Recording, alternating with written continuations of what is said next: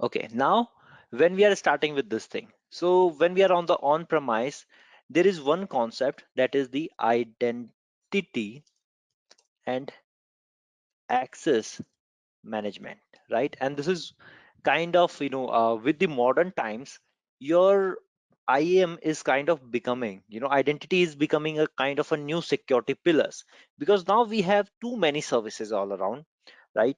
We are just going ahead and working with the different services. What you want to do is, you want to verify the people, you want, you want the features like single sign on and all this kind of thing. Now, all these things are managed with your IAM part. And in your on-premise, usually for the IAM, what we use the one thing which is the Active Directory. And if we have to simply explain the Active Directory, so what is going to be come into our mind, or in the layman terms, if I have to define the Active Directory, what I will be saying, Active Directory is a kind of a database which is going to contain all your identities, right? It is a database of the identity, who is the part.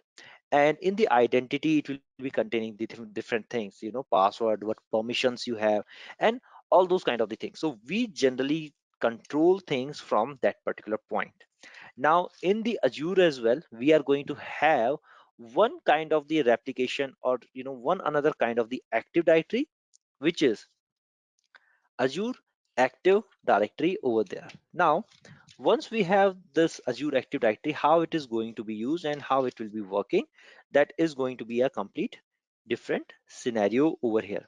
Now we have seen the subscription, and just to give you the bit of a glimpse, that Active Directory, so you can go here, go to the Active Directory onto this point. Okay, we have something which will be, all these our security and services, they will be based on the identity part itself. So identity is becoming important, so we have to make sure that everyone has is working with the, like, we go with the privilege access management, how you will be giving the different how you will be giving someone the access, how much access one particular identity should have, what permission they should have, what they can do, what they cannot do. All these things are defined in that identity and access management, and that's why we are here learning about all these things. So we have seen subscription is important, so as this default directory as well. So if you will see, under this default directory, I can define a lot of different users, which I have already done onto this part. So we have this default directory options in here, and in with this one, we can do a different things as well. So there is the directory, there is my subscription. Okay, so when you have to understand this Microsoft Azure, so in the Microsoft Azure, there are actually three different kind of level of access, three different level of access. So one thing what you have seen, one thing you have seen the Active Directory, one you have seen the subscription, and one is your resources. So if I click on all resource, you can see that there are a lot of resources that has been deployed onto the my particular subscription. So different resources are actually working onto this one. Now there are resource, there are your uh, AD, Azure Active Directory, which I was showing you. There's going to be the user and different options, and there is the subscription. So when I'm talking about this Microsoft Azure, so I will be simply saying that there is going to be the three level of access. Okay, there are three level of access, and all those three are going to be indifferent. Now first one is going to be your Azure AD. Okay, so in many time you must have seen people denote it as the AAD. Not a very good acronym, but yes, that is there. First level is this. So what Azure Active Directory is doing, it is providing you the identity. Okay, we will be going in depth in these things, but first of all, it is providing you the identity. You can define users, you can define group, you can define service identity. Okay, you can define service principal here. Okay, Now you can manage different users group, you can have different rules. Very specific rules are there in the Azure, like reader, owner, contributor, then virtual machine reader, virtual machine contributor. Very specific rule regarding these different services as well. Okay, just like the root account, we have something here which is going to be called the global administrator. So different roles are going to be in this particular part as well in the AD. Now second level of access would be the, why I am separating these things, you will be getting the idea over here. Azure subscription. Okay, now let's say that someone has given you the permission as the user administrator or the security administrator on the Azure AD, right? So on the Active Directory, so what will be the task in the Active Directory? To create identity, like using, going ahead and I was seeing the option of the users over here. Oops, okay, where is that? Let me just close this one. Okay, here. So in this one, so in the Active Directory, what you are seeing the options like users, groups are there. Okay, so who can go ahead and create the user? First of all, this. So when I'm talking about the three different level of the access, so if I'm just talking about the AD part, in the AD, what we are doing, we are defining the identity. Now, identity could be given to a user. Let's say in this time, very first is Itihas. So for example, Itihas enrolled, Itihas joined our organization. And one first thing what I want to do is I want to create a new user here and go ahead and create an username password for him so that he can later change on and work with our resources. This is what I want. Okay. Now, when this is happening, so one thing that we have to keep in mind is that who can create the user. It shouldn't be the case that I created account for the Ithihas and directly Ithihas is going, logging in and coming to the Active Directory and start creating new user.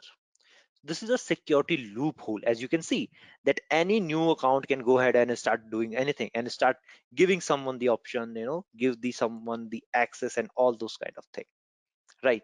So first level of access is this Active Directory. Who can go ahead, create this user, right? And not only the users, when I'm talking this is the identity. So there are four different kind of identity which you will be dealing with. You will be dealing with the your users. What you can do, you can create users, you will be having groups, you will be having service principals, right? Means in simple term you can say give the identity to your application. You can do the applications registration as well, device as well, giving identity to a device, right? So you can have all those kind of the things over here. So it is going to give you the power that who can create these users, who can create the different roles in here. So you'll be seeing that there is going to be the different role assigned to different people who can do those kind of a thing in AD. In AD, who can do such kind of a thing, right? So when you'll be talking about the default directory, there is going to be the directory base role. Okay, like these. All these rules are the directory based rule. So who can create this thing? Who can delete this some user, right? This is going to be there. So automatically you are not going to be in that particular part. Service identities, principal, they will be working with your applications. You will be working for them, right? So you can define those things as well. Although the different options are going to be in there. Okay. So in the administrator AD, when we are talking about, there are going to be these kind of a thing. So right now, because I'm logged in with my main account, with this account I logged in here, that's why I'm having all the permission. Okay, so this is the kind of a thing that you will be doing. First thing is that first layer is this. Okay, I'm just simply trying to explain three layers. Second layer is your subscription level. So I was talking about the subscription level. Now when I'm talking about the subscription, that would be who can purchase a new subscription, who can change the billing cycle, right? Who can cancel the subscription. That is something bit different power that you will be having. So in the Azure subscription, what we are going to have the different options. So who can, purchase new subscription, cancel this, okay, change the billing for subscription, change billing cycle, add new subscription. That is going to be the second level of permission that you require. Okay, locks will be something different, Dave. We'll be talking this later. Second is that, okay, on the subscription level, who can purchase, who can not purchase, who can change the cycle. Not everyone is going to have permission over there. And the third one is going to be on the resource based, resource and the resource group based access, which will be more onto the side of your role based access control. Okay, so three different level things is, if you have permission onto the Azure Active Directory, it doesn't mean that you can go and cancel the subscription or change the billing cycle. No, this doesn't mean that. If you have permission on the Active Directory, you can create user, but it doesn't mean that you can go and change the setting of a VM, delete a VM, start a VM, or stop a VM. So third thing is resource and the resource group. So resource group is very basic unit. We will be talking about that as well. So when we are talking about this thing, resource and resource group, very specifically. So here we are talking about the thing that who can go ahead and access your resources. If you have a storage account, who can go ahead and who can change the settings in the storage account, who can go ahead and who can access the data from that storage account. That is going to be the completely different. So in our Azure, we are going to have three different level of access, right? So how this thing is going to look like, one by one, again and again, I will be trying to explain things bit by bit. So here, this is my subscription. Same for you as well. Once you will redeem or free account, you will be having that. You can click on this one, and because you will be registering with your main account, by default there is a role which is with the name global administrator, which has all permission. So it is your super root user, okay, like the administrator in the Windows and super root user we have in the Linux. That kind of a root user it is, that it has all kind of permission. So that's why by default it will be having permission everywhere, in the subscription, in the resource group, and everywhere. Okay, not other users, they are going to have the same. So I'm logged in here. So you will see that what I can do, I can go and rename the subscription, I can cancel subscription. Okay, there is some other option like change directory. So what it means, we'll be talking it bit later. There is going to be the transfer billing ownership. Okay, so these kind of options are going to be in there. So for me it is showing this whole thing, the different graph like cost of resource, defender coverage, top product by number, where I'm spending my money, and what is my spending forecast. For you, this page might be different when you are using the Azure Pass. Okay, that will be some limited access that you will be getting here. You have to actually something like this, this yellow warning sign kind of this will be coming on top for your Azure Pass. When you click on this one, it will take you to the new page. Okay, open a new tab. There you can check how much credit you have left and where you have spent all your money. So you can check that kind of a thing. You can see the current cost, how I am running, how much I have left. So my current cost by resources, different thing, I can check whole thing over here. Okay, and as this is my Azure MCT account, Microsoft Certified Trainer account, so every month I am getting $150 in here, right? So that's why it is a bit differently working for me. I can get all these things that is there. Now what you can do is actually you can go ahead and purchase the multiple subscription as well. So if at any moment you guys want to go ahead and want to purchase some more of your subscription, more than one subscription, that also you can do. Now you might be thinking that why someone will be needing more than one subscription. So let's just say for example, My organization purchased one subscription one. Then they give this one to the they give this to the my, let's say, development department. Okay, development. Then second subscription purchase and give it to the operation department. Third subscription has been purchased and assigned to the people who is in the testing. Now what will happen, this will be helping me to keep things separate. I will be having separate cycle. I can know that how each of my department is spending, right? Their current billing cycle, how much they are going to cost, and all these kind of thing is going to be in this particular part, right? So I can have that separate billing cycle. I am having billing boundaries here, separate boundary. So the people who are working with the development team, when they have to deploy their resource, what they will be doing, they will be going ahead and deploying this particular resource, and they will be making sure that they are charging it against their subscription.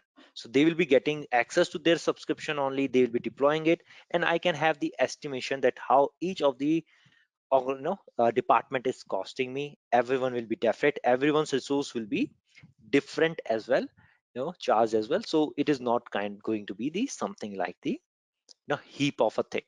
So you can purchase multiple subscription as well, and you will be having different option.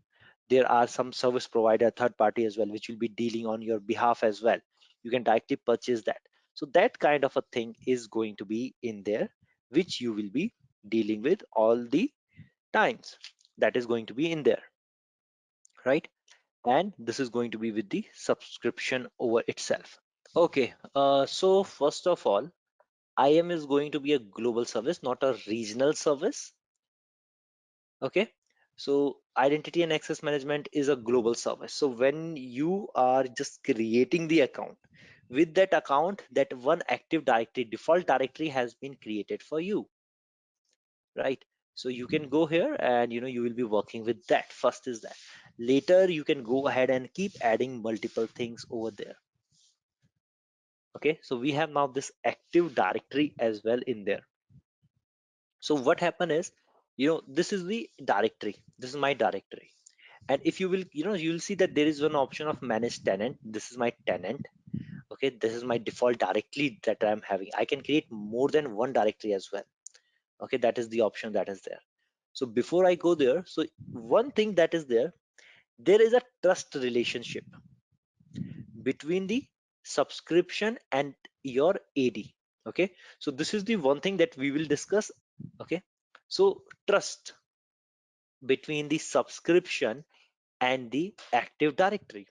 Now usually what happen is that one subscription will be trusting one active directory at a point. Okay, one single at a single point, one subscription, this is all, these are the my subscription. Okay, this is all my subscription. Now these subscription, these are multiple subscription. So at a single time, this is going to be, and this is my active directory, Azure Active Directory. Okay, this is my default one. So at a single time, my particular subscription will be trusting one directory only, one directory. Okay, so OPS can also be trusting the same, testing can also be trusting the same active directory at a single time, right? So if you will be looking from the subscription point of view, subscription can trust only one active directory. Subscription is trusting only one active directory, while from the active directory point of view, right, you being source for multiple different subscription. So why we need this trust relationship? Let's say one day, okay, I'm just okay, this is my habit of taking someone's name in the example. Let's say one day there was Rajesh. Okay, Rajesh was in the testing team. Rajesh want to go ahead and want to create a VM for the testing purpose. Now when Rajesh will start creating this VM, okay, he is going to get this page. So he will be saying that, okay, I want to build this thing against the testing subscription. Now, testing subscription will be going ahead and looking, okay, you are charging me against this, but first let me check that whether Rajesh is part of this Active Directory or not. Is Rajesh is part of this Active Directory or not? First thing is going to be checked like this, that whether Rajesh is part of this Active Directory or not. Now, if testing find that yes, Rajesh is part of this Active Directory, okay. Second thing, does this Rajesh have permission to go ahead and create a VM? So this trust, how it is going to be built? Based on this Active Directory, whether you are part of it or not. If you are, do you have proper permission? And that's why we require this trust relationship. Okay. And as you can see, at one single time, you can trust only one Active Directory. Okay. And that's why if you try to remember, when I was in this subscription, there was this option of having your change directory. Okay, so this is suggesting what, that in one single this account I can have more than one directory as well. Okay, so I can have more than one directory as well. And why we require it, we'll be talking it bit later.